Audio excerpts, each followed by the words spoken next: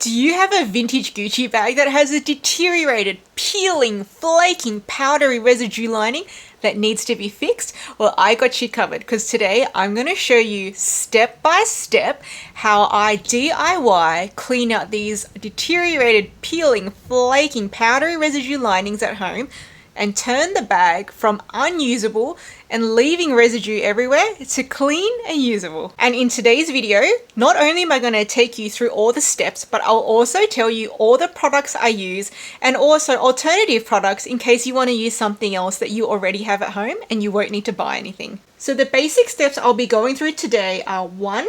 Remove the flaking top layer of the lining. 2. Rinse the lining. 3. Dry it out.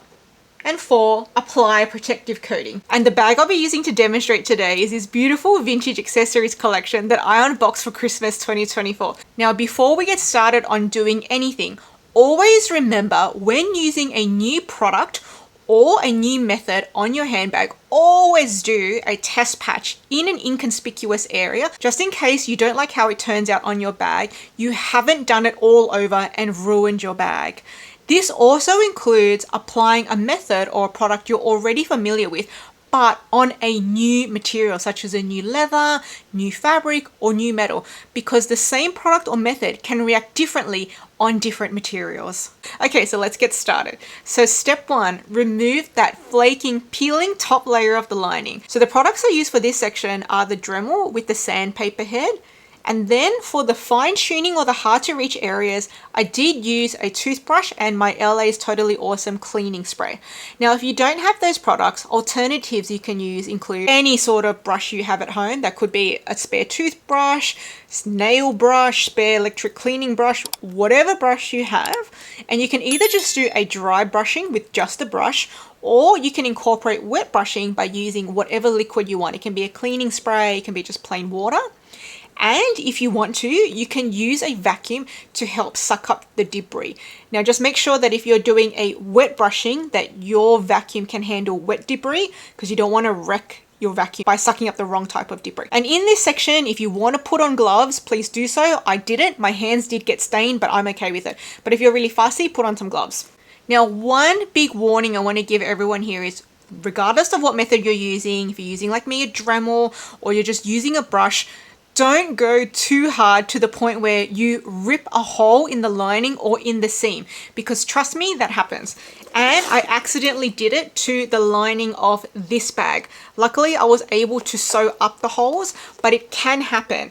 You can accidentally rip a hole in the lining or the seams, so just make sure you're not going too hard with the pressure. So as you can see here, I'm just lightly pressing the Dremel head against the lining, and you can see it does actually quite easily come off and expose the fabric that's underneath, and that's going to be our final lining. You can see I do have to work on that one spot for a while before moving on, just kind of like going back and forth or around and around.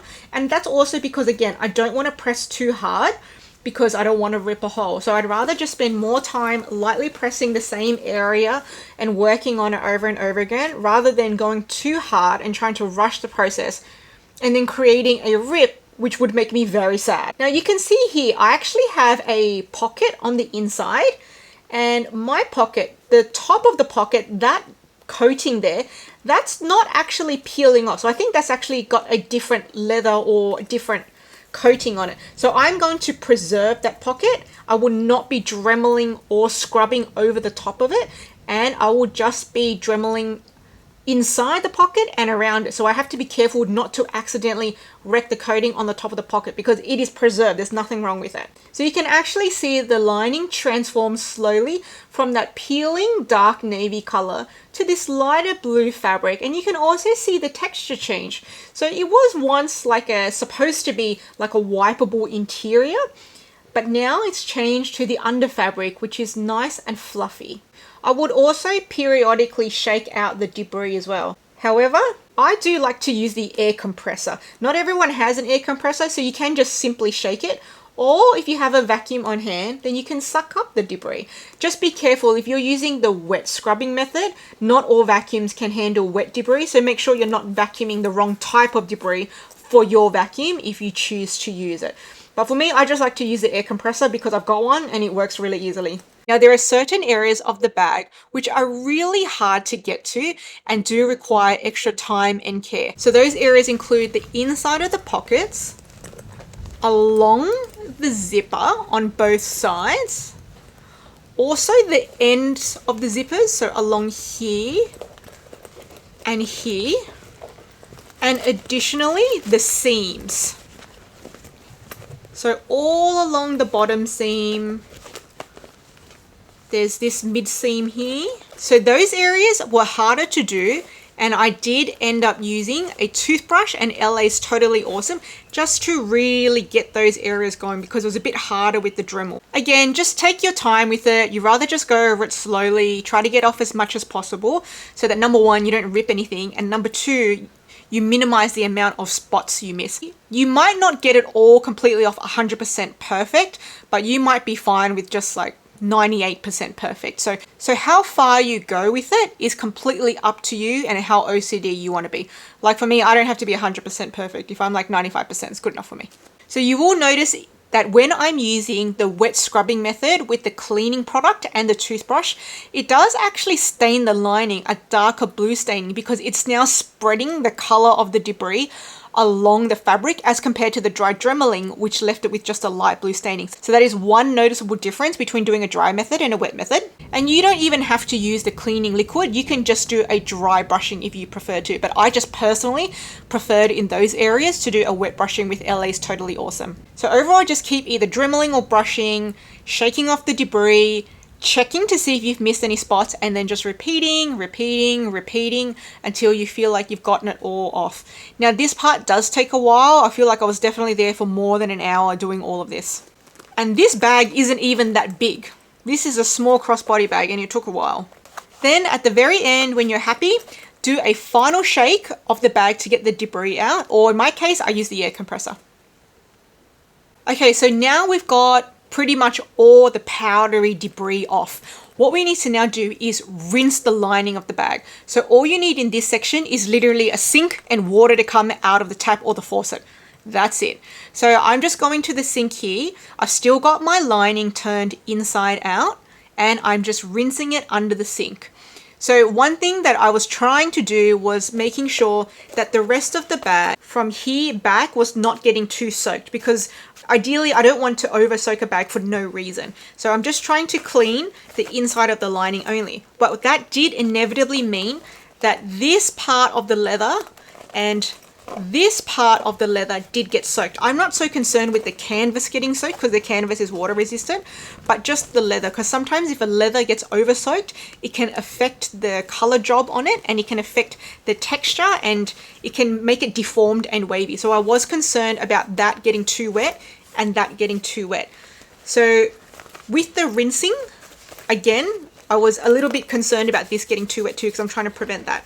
You do have to still pay attention to those hard to reach areas, which includes the inside of the pocket. So I literally had to put this under the tap like this, open this up so they could get rinsed underneath. And then paying attention to where the zipper was, I was trying to flip it up like this and then, you know, sort of scrub it. Same on the other side, put this under the tap like that. Same with this part, same with this part. Now you will see the color running in the water under the sink. In my case, it was a blue lining, so I had the blue color running in the water. Now you don't have to wait until the water completely runs clear. I just got to the point where it was a really light blue, like it was significantly lighter when I first started, and I just stopped there. Because as I said, I was concerned with the amount of soaking the leather here and here and here was getting. So I was just trying to balance everything. How long you rinse under the sink and how far you take it is completely up to you. Just whatever is at your discretion. Now to me, I felt like I was standing there for at least 15 minutes under the sink, including the rinsing, the checking, putting it back under. So I think I was there for at least 15 minutes. So it does take a little bit of a while. And particularly inside the pocket, that was the hardest to rinse because there was the water coming out of there was running really dark blue. So once I was happy with how light blue the water was running, then I hung it up to dry overnight. So once you're happy to stop rinsing, just try to lightly wring out the lining or wring out the excess water of the lining. Now I hung mine to air dry overnight. It's up to you how you want it to dry. If you want it to be a bit faster, you might want to use a hairdryer, but I was fine to just leave it hanging there overnight. So I just hung it like this with a peg here, and just left this overnight. That was it. And then just to keep the pockets a bit open to allow it to dry, I just put a couple of pegs in there just to separate the pockets to create an opening. And then after overnight, it was dry. So we are in summer here in Australia. Maybe it was winter, it might take 2 nights, but overnight it was fine and it was dry. So the next day I came and just did a touch test and just made sure it was completely dry before proceeding to the next step. So the final step is applying a protective product. Okay, so the products I use for this section include Angelus Acrylic Finisher, which I applied with a paintbrush and also used the heat gun on the low setting to dry it. And then I also use Scotch Gard spray. You don't have to use 2 protective products. That was just a decision I made. Just like a protective product will do. Now, alternative products you can use for this section is just any type of like protective spray for handbags, shoes, or upholstery. Or you could just skip this step if you wanted to. But because it's a light colored interior and I'm just a clumsy klutz, I'm likely to get this stain. So I felt better doing a protective coating. But if you want to skip this step, that's completely up to you. So there are actually a few different types of the Angelus Acrylic Finisher. I just happened to buy the matte one because it was on sale, but you should look at the chart on the Angelus website to see the different shininess or luster of the different finishes so you can pick the right one for you. Don't just go in like me and just blindly pick one based off the price. You should pick one based off what you actually like. But the matte did kind of work out well for me. So I started out with the Angelus Acrylic Finisher. Always remember to shake your bottle before using it. And I just poured a little bit into the cap because you don't really need a whole lot. You're only going to be doing very thin layers. So I just dipped my paintbrush lightly in there and then just wiped it against the side of the lid because you just really want a thin layer only.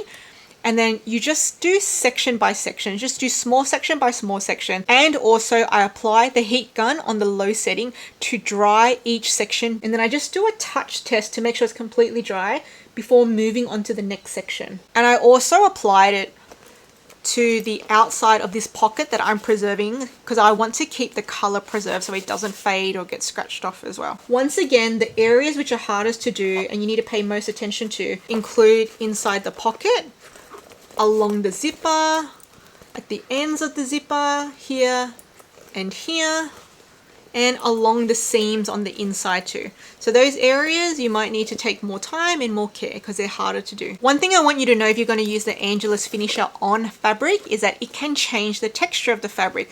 So this started out really like sort of light and fluffy feeling, and after applying the Angelus Finisher, it's now become stiffer and less fluffy. So if you don't like the idea of that, then don't use Angelus Finisher on the fabric. If you don't mind the idea of that, then you can use it. But just be aware it will change the texture of fabric because you've got like this sort of plasticky coating over the top of it now. So after I finished applying the Angelus Finisher, I did leave this overnight before proceeding to the next step of Scotch Gard. So the next day I then applied the Scotch Gard. So I've got my lining turned inside out again. So make sure you shake the can if you are using a can product and hold it about 15 centimeters away. So it is better to do light overlapping coats rather than thick coats. If you need more than one coat, you can go for it, but just do light sweeping overlapping coats. So I did one side and then I left it for about half an hour before turning it over and doing the other side. And if you're doing any of these protective sprays, I would always do them outdoors because they can smell really like fumey and they can give you a headache. So you want to do it in like an aerated space. I don't recommend doing it inside. And then I just left that completely overnight because it did stink like a fume. And even the next morning, it still had a bit of a smell. But now, what used to be an unusable inside of the bag to the point where it left blue stains on my handbag liner is now completely usable. I don't even have to use a handbag organizer anymore if I don't want to. I still do anyway. And now what was once a deteriorated junk interior is now usable and clean. And keep an eye out on my channel because I'll be doing my DIY video on how I refurbish the outside of the bag. And together, by refurbishing the interior and the exterior, you can bring back to life any vintage Gucci bag. So if you guys like these type of DIY tutorial videos, I have one about how I DIY refurbish my vintage Louis Vuitton bags here. And if you have a vintage Louis Vuitton with a sticky, peeling, tarry interior, I have my tutorial on how to clean that here.